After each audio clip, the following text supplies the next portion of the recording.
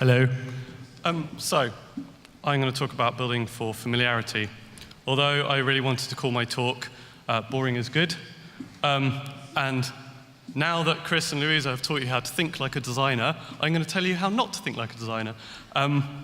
Basically, when you're deep in designing an application, it can be really easy to lose sight of what a user will be faced with in your interface. It can be hard to preserve clarity and understanding for your users when you yourself are so close to what you're building. I'm going to talk about some of the things I've learned whilst designing user interfaces, and I'm going to use some examples from the last project I worked on at the UK Government Digital Service, which was the GovUK website. And this is the main way the government communicates with the people it serves. And I led the interaction design and front-end build there while I was there for about a year and a half. And a few months ago, I moved on to a web app, a startup called Poetica. This is the main interface. And it makes it easy to get feedback on your writing through collaboration with people you already trust to give their opinions on your work. So, have any of you carried out user research? The same kind of things that Chris and Louisa were talking about. So not many. Okay. So often people get quite frustrated by user research because there's quite a common experience of like watching people use something you've designed and they don't seem to really understand what you're trying to make them do. And it's something we just have to face up to and not take too personally. People often don't just understand things that seem really obvious to us. Again, like I said, like because you're so close to what you're doing, it can be really hard to get their point of view on using your app. So it can really seem like they're behaving like idiots, and it can get really frustrating. I've sat in user lab testing sessions where I've been behind some glass at the other end of a video feed and just been like, come on, click that button, click the big red button, click it. It's really big and red. So this is actually from like GovUK. This was when we were running, we had a public beta period, which we ran from January last year to October last year, when it became the public site, became a part of Britain's national infrastructure. And for a long time, the pages where you jumped off to like a transaction where you found out about your student finance or got your road tax insurance, things like that, the buttons look like this. The problem was, because those buttons are so big and don't really look like a button, no one clicked on them. No one. So we made it a little green button, and that's much friendlier, and it looks like a button. So people click on it now. So that's what it looks like now. So our job as people building apps and websites is connecting people with the software and the devices they're trying to use it on. So it's our problem. It's not the user's problem that they can't use it. It's that lies at our door. But it's really easy to feel like negative when you encounter these hitches, but they're actually really useful and important.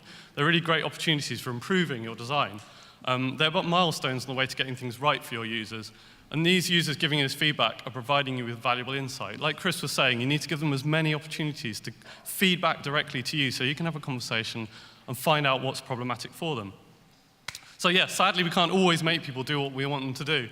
You've got to avoid looking to things that are as big as Facebook for too much inspiration, as the payoff for people getting to like their friends' drunken photos means they'll kind of put up with almost any user interface, whether it's good or bad. No, for most of us, we have to feel empathy for our users, even when we think they're being really dumb. Because they aren't being dumb, it's much more likely that we've put an obstruction in their path and we need waking up to that fact. And that's what feedback provides us with. So I'm going to cover a little bit about how to avoid throwing up some of these obstructions, and as a result, make people feel comfortable using your app. So what I mean by build for familiarity is that we can and should be doing our best to make sure that people using our software can easily understand why they should use it, what benefits it offers them, and how to use it. To do this, we shouldn't be afraid to steal from what has come before, be afraid to be too obvious, or try to be too clever or show off with fancy gimmicks. So anyway, I'll dive in a little bit deeper. So there are various pitfalls that we can fall into as designers and builders of things, whether we're designing software applications, posters, or even chairs. One of these is an obsession with seeking to be seen as totally original, as doing something completely new. For instance, I was at the Design Museum in London recently looking at the exhibition they have every year for Design of the Year, which actually GovUK just won. I'm not trying to blow my own trumpet there, but what they do often is there's always a lot of chairs, but they're chairs that no one would ever sit on. They're really stupid chairs. There was a chair that was made, the manufacturing process was basically get a really big magnet like you have in a scrapyard, loads of iron filings, and then you just sort of make all the iron filings stand on end, and then you glue them all together, and it makes a chair. It looked really uncomfortable and stupid. So anyway, this obsession with seeking to be seen as totally original, as doing something completely new, just really sort of isn't possible. We're always building on what has come before us. We may be combining old things in new ways, or just providing a new twist on something old and established. To seek pure originality is a misguided distraction of effort, and designers who get stuck in this obsession won't really ever finish anything, even when they get around to starting it. And the artist Salvador Dali described this really neatly. Those who do not want to imitate anything produce nothing. And there's a great essay about this by Kate Cullinane on the Design Observer blog, and if you want to kind of find a bit more about like the way designers think and stuff, it's a really good blog. So anyway, she wrote an essay about this called The Original Paradox. And she provides various pieces of evidence to support her thesis. And a nice clear one is that is about kind of the history of metro transit maps. She says in her article, one of the main reasons that Michael Hertz's 1979 redesign of the New York City subway map is so successful is its use of identifiable symbols, a dot for a marked stop, a thin linking line for a connection. And the design was a development of Massimo Vignelli's beautiful 1972 subway map, which itself was strongly influenced by Harry Beck's 1933 diagram for the London Underground. Similar symbols are used because they quickly instruct the reader. The information design works, not because it is original, but because its unoriginality means that decoding is effortless. I was going to make a gag about Massimo Vignelli, but I won't, because it'll be... But watch Helvetica, he's mental. Anyway, so taking that one step further back, Harry Beck himself, who designed this map, which at the time was fairly revolutionary, because this one here was what it had got to, and it was basically a tangled mess. So the way he kind of solved this was by copying the way engineers drew electrical circuit diagrams of the day. He discarded geographical accuracy in the map for something that is much more important to the people trying to travel through it, being able to understand how the parts of the network are connected. And so on back through time, new ideas being brought in into being by designers whose minds are open to others' ideas and understand that cultural understanding trumps novelty and originality. So, luckily, we are far enough along in the lifetime of computers existing in everyday people's lives that we don't have to rely on metaphor nearly so much as early on in popular computing. Back in the late 70s and early 80s, when the desktop, files, and folders were first thought up, users of those early graphical interface-driven computers had to be taught how to use a mouse. And that's not something we have to worry about now. But as an aside, it's actually easy to forget that just a few years ago, the adverts for iPhones were tutorials that taught us how to use a touchscreen and how to interact with the iOS interface. And that kind of now seems kind of weird and bizarre, and actually I had to go on YouTube and find it to remember this, and it's only 6 years ago. So familiar objects don't have to be borrowed from the world outside of computers. It's just about remembering the importance of building on the concepts that people have already learnt. We can presume that most people understand some of the more abstract ideas, like, for instance, web links. I'll give a quick example of that from my work on gov.uk. Being the primary interface between the UK government and the people it serves, this is a website that has to be easy to understand for as many people as is possible. Ideally, the entire population of the UK. We had to make sure we were catering for everyone, keeping in mind a large number of factors as we designed and built it, from people whose only internet access is via an ancient computer in a public library, through to those with poor sight or other disabilities, to those on slow, rural internet connections. As I said, we had to bear in mind the entire British population, both old and young. So subtlety was definitely not our friend. For aesthetic reasons, and because we thought it would make text easier to read, there were many occasions that we tried making web links stand out less from the text. We did things like remove the default underline. But of course, then what we found during user research, again, was that those links just wouldn't get clicked on. People didn't realize they were web links, so they didn't use them. We even had pointless, heated discussions about the color links should be.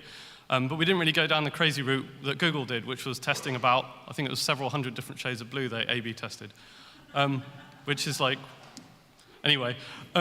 So it helps if links look like links. Who knew? And in iOS apps, this perhaps isn't such an issue, but it certainly helps not stray too far away from the accepted button styles. Buttons should look like lovely, tappable things.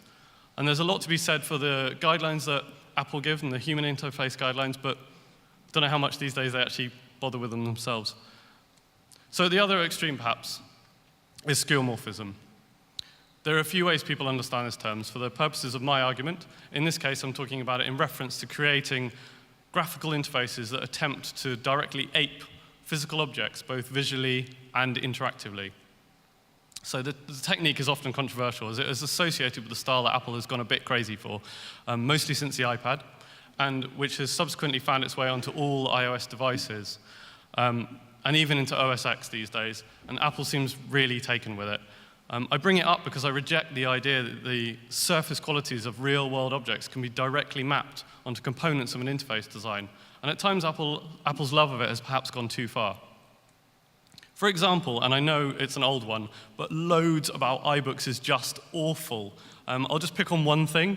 The page curl effect, where you drag a page to turn, it just feels totally weird. It's just showing off. My issue here is whether you think it's really cool or really ugly, like me, that trying to squeeze an unnecessary real-world type interaction that is only due to the original medium of page turning in a book onto the medium of a glass screen is at best a distraction and at worst confusing for users. But I'll play devil's advocate and propose that there's another viewpoint. And it might be an overgenerous viewpoint, but I think their use of skeuomorphism was born out of a genuine attempt to make interfaces seem friendlier and more approachable to users. Whilst I think the main interface of iBooks is at the silly end of the scale, I think the bookshelves in iBooks are a brilliant bit of shorthand to help explain what the screen is for. Here's where you find and organize all the books you've downloaded. It's really obvious. And there's a lot to be said for helpful visual metaphors. I do think some interface designers are just trying to show off how good they are at using Photoshop and rendering objects in 3D, but I get the feeling that most of where Apple is coming from is an attempt to make things friendly and familiar, and that in some cases they just went a bit too far. And I think at times it can feel patronizing and overwrought, and I think that will put some people off. Again, for instance, I think people are largely comfortable with the idea that a calendar is simply a grid of dates and don't require additional context like leather effect or torn paper edges for them to understand.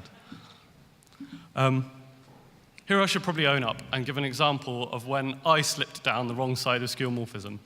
OnWK is an important device that is there to help people move between related content within the site. It's this box up there. I know it doesn't look very exciting, but that's kind of the point. I did say this is about being boring. So it's called simply the related box, because again, boring. We wanted the box to always be visible, whether you're at the top of the page or at the bottom of the page. It might contain something useful to you if you've landed on the wrong page, or as a follow-on journey when you've finished reading this page. Therefore, it is fixed to the side of the content area, and the rest of the page scrolls as it stays still. We were concerned that people would have difficulty with this idea because it wasn't being seen very often in the web. So we thought the box staying still would be too distracting and draw attention away from the content, which is the most important purpose of the page.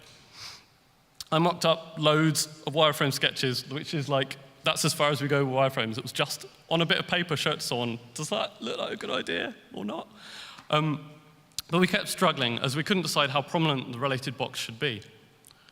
Anyway, when we first opened up as public as a beta in January 2012, it shipped with this paperclip on the side, attaching the related box to the page. The hope was this would make the fact that it behaved differently from the rest of the page less scary. We even tested it worked by sliding 2 bits of paper against each other, held together with a paperclip. Ridiculous, I know. I think we were a bit desperate. Anyway, on the release, the paperclip drew quite a bit of negative feedback, both externally and from within our team. It turned out to be quite distracting, but no one seemed to get freaked out by the related box being a fixed element, and people were happily clicking links within it. So we had proved to ourselves that something that we thought would be a useful real-world device that we thought would be comforting actually had a negative impact on the experience of the site, and the poor paperclip got killed soon after. So there are good and bad points to the skeuomorphic route. We need to decide carefully how far to travel down it, ideally stopping before we make something too gimmicky. I do think there is a sweet spot, a space in between abstraction, such as transit maps, and skeuomorphism, taking familiar devices from the physical world, that can usefully draw people into the new world of your application. When a potential user first opens your app or visits your website, you've only got a very short amount of time to convince them that it's something they'll like and that it'll be useful to them. You need to use every tool in your arsenal to aid this discovery process, to convert their curious exploration of your application into a rational model that, apart from making sense to them, is something that they'll want to return to. When we show people Poetica for the first time, and I mean largely technophobic writers, not technologists like us, we can often just show them a screenshot and immediately they understand what is going on.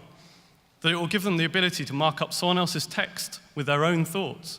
That it will, they realize that it will bestow on them a power they've only easily had with pen on paper before. That of being able to quickly react to some writing with their thoughts. The interface clearly delineates the author's work from the collaborator's suggestions in the exact same way as pen on paper. And this metaphor excites people, especially writers. Something they already knew naturally has been transferred into an electronic form, and they also quickly grasp how Poetica could be valuable to them. Poetica is a through-the-web collaborative writing tool that addresses an unfulfilled need. It's not an outliner, and it's not an office document generator. Instead, it's a place where writing lives in a perpetual draft, a place where authors and collaborators can work naturally together, sharing their suggestions and amendments easily. I can do a demo if anyone wants me to risk it. Anyone interested? Yeah? This is terrifying. I've never done a demo before. OK. If it goes wrong, blame the developers. Here we go. And I'm going to have to do this. How am I going to do this? Sorry. Right. So this is our main interface. And where we are right now is in the middle of the tutorial that we use to introduce people, because it's a lot like a word processor, but we've got several new concepts in here that are alien to people, like they don't understand it. So there's nothing wrong with doing a tutorial. You want something that's fairly quick, people can grasp easily. There's nothing wrong with just telling people what they have to do at each step. This tutorial, I mean, I think we can make it better, but it's working really well now, because what we were finding was that people would come in and use Poetica, but they'd sort of just click around and try stuff, but they didn't really know what to do, and they wouldn't return. Since we've had the tutorial, loads more people use it confidently. You see people come in, and they don't just sort of make a few edits and then leave. They come in, they make some edits, they make their own drafts, they start inviting other people in. And we saw a significant change when we added the tutorial. So they're very useful, and it can feel like a cop-out, but actually I think they're essential when you're doing new things, teaching new interactions. So anyway, I'll go through the tutorial steps. This is just telling me to accept there's a guy called Joe who's working on the draft with me. I'm just going to accept some of his edits. So here he's saying delete this. So this is a little delete symbol, and I can see that I can accept or reject it. So I will just say, yeah, get rid of that. And he's saying here, it looks like I spelt weather wrong. So let's fix that. I'm not going to bother going through the whole tutorial, but you can start to see like what we're doing there. And if you see the green bits there, that is to show anyone coming to the document so they can see easily what has changed before. And I'll talk a little bit about that later. So let's try and switch back. Please work. Oh, whoops, yes. Anyway, so you've had the demo. Anyway, so whilst we use a red pen on paper effect, doing something as literal and showy as these examples, which are almost too metaphorical, would distract from what we're trying to achieve, which is a focus on the task at hand. The experience of making Poetica look just enough like pen on paper is what matters. We think we've successfully hit that sweet spot between skeuomorphism and abstraction. The pen on paper effect is disguising our powerful version control system, which works similarly to a diff, but we hide the complexity of the normal comparison of diffs. So here's what a typical diff of a passage of text looks like. So that's the original text, and that's what someone's suggesting I change it to. And you can see the changes. And like you're used to this if you know, this is a software thing, right? You see this on GitHub, and actually at GovUK, a lot of the documentation written by content designers and stuff on there, they go into GitHub and they put it directly in there, and they can see this stuff. But it takes a bit to learn. So this is exactly the same bit of text with exactly the same changes suggested on it in Poetica. The cognitive load of trying to understand the diff is so much in the previous example that you end up spending all your effort on trying to figure out what has changed. And that limits your ability to think creatively about the text. And it's the creativity of our users that guides where we want to take Poetica. We aren't about showing off how clever we are to our users, making fancy interfaces. We're building something to support them so they are able to get on and do their best writing. If we had tried to make Poetica's interface exciting and different in some way just to stand out, we would have been wasting our time. And there's no reason to reinvent the paradigms from which we borrow. Nothing quite like Poetica has ever been attempted or built before, sure. But isn't it incredible to think that everything that makes it up is drawn from precedents elsewhere in the world? It's a combination of disparate but familiar things being brought together to make something new. For example, we borrow from the world of copy editing for the proofreading marks that we use to suggest edits. The sidebar on drafts was inspired by the slide and draw elements that have become really popular in iPad applications. And the way text is entered and handled is just like a word processor. There's just no point reinventing the wheel when these simple pieces of interaction design have already been perfected, whether they're ideas drawn from the world of software design or from the world of writing and editing. Not only have any inherent issues with them been ironed out by decades, and in the case of proofreading marks, centuries of usage and improvements, but the sheer popularity of applications like word processors means that we're just building on an understanding that people already carry within them. It seems incredibly obvious, but it's easy to forget that when trying to build applications that contain new ideas about interacting with content, that well-established memes and metaphors are incredibly useful to lean on for two reasons. Firstly, in terms of not having to retrain your users in every aspect of your application, so you can concentrate on making the unique advantage of your application as good as it can be. And secondly, you can save time not messing around trying to invent new stuff. As I already said, avoid misguided attempts to be entirely original. So to wrap up, don't try too hard to be original. Originality will naturally flow from the concept of your application. If the application is novel, it alone should be enough to make what you're doing stand out from the crowd. You don't have to do any more. Don't be afraid to be explicit or obvious. Reuse established memes and metaphors so you don't trip up users, even if sometimes it doesn't feel that elegant. Be confident in the central function of your app. Don't clutter it with unnecessary skeuomorphic cruft that may end up patronizing or confusing your users.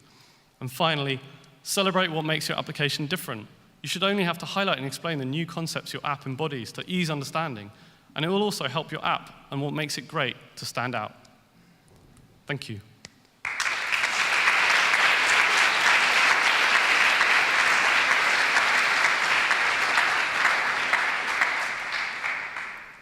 Questions? Any questions? There's someone.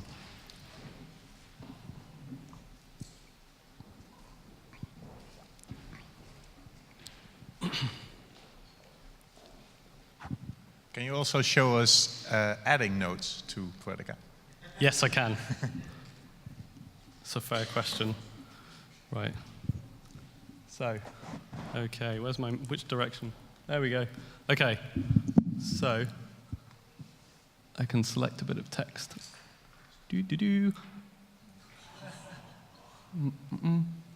Yeah, we rebuilt selection from scratch. Shall I explain why? Yes. So you know when you select stuff on iOS, it's shit with those little toggles at each end. We hate those. They're really hard to use. You want to select a particular character. You can't do that with those toggles. It's a bitch.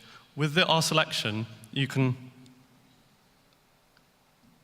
do that and just keep adding. So if you haven't got it exactly right, you can just keep adding, and you don't get really pissed off. Sorry? You just go like that and do another one, because that's not very hard. But Okay, shall I show something? Oh, this might break. I really shouldn't show this. So that's our keyboard selecting. So if I hold down Shift and go one direction, it adds, and then I go back the other way, and it takes it away. And then if I let go of Shift and then press it again, and then go in the other direction, I can increase and decrease.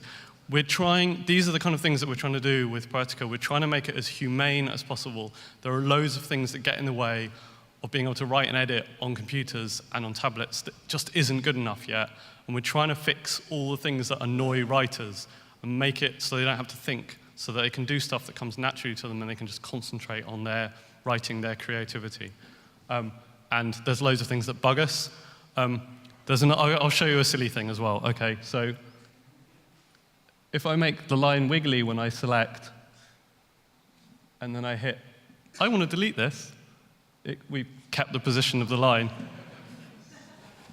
It's a bit cheesy, but these things that, like, these little details really help people connect emotionally with your app, and they start to feel like they've got control over it, and they start to feel like this is a tool that will help me do what I want to do, and that I can mold it to kind of my creative process. And so we're really trying to step out of the way of what bugs people in pretty much every editing environment that exists today. So, yeah. Do we all get an invite? If you at me on Twitter yes, I'll try and sort you out. Yes, if you sign up on the mailing list on Poetica, poeti.ca, sign up on the mailing list and then at me, and I'll find you and I'll invite you, send you an invite. Anyway. Thank you.